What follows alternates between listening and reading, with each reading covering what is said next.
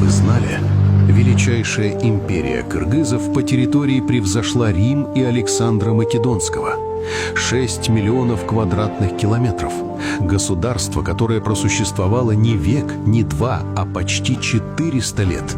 Долгие годы нам говорили: Сибирь – земля неисторическая, что там бегали только дикие племена. Но российский историк, доктор наук Виктор Козадой перевернул эту страницу. Он поднял архивы, китайские летописи Танской династии и заявил на весь мир: это была мощнейшая цивилизация. Давайте говорить языком фактов, а не мифов. Смотрите, Великая Золотая Орда продержалась 190 лет. Империя Чингисхана начала распадаться через 60 лет после его смерти, а кыргызский каганат сохранял независимость 387 лет, почти 4 века. Как? Как можно удерживать власть в суровой Сибири так долго, если ты просто кочевник? Ответ Козадоя прост.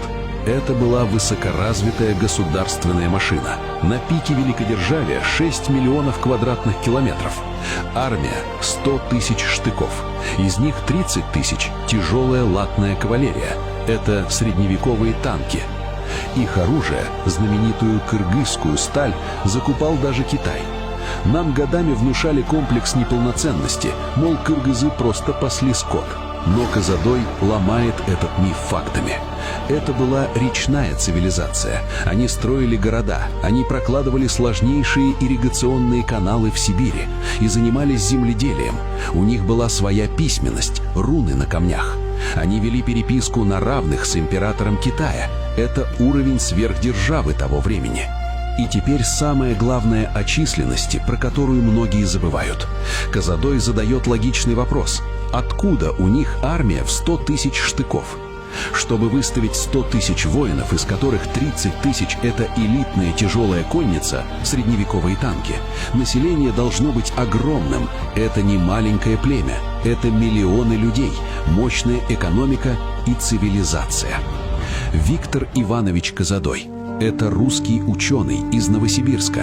У него нет никакой выгоды приукрашивать историю кыргызов. Он человек науки.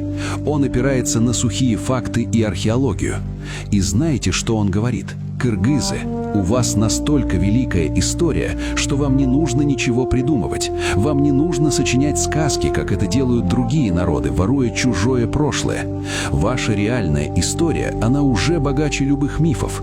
Просто изучите ее. Этот человек совершил настоящий научный подвиг для нашего народа.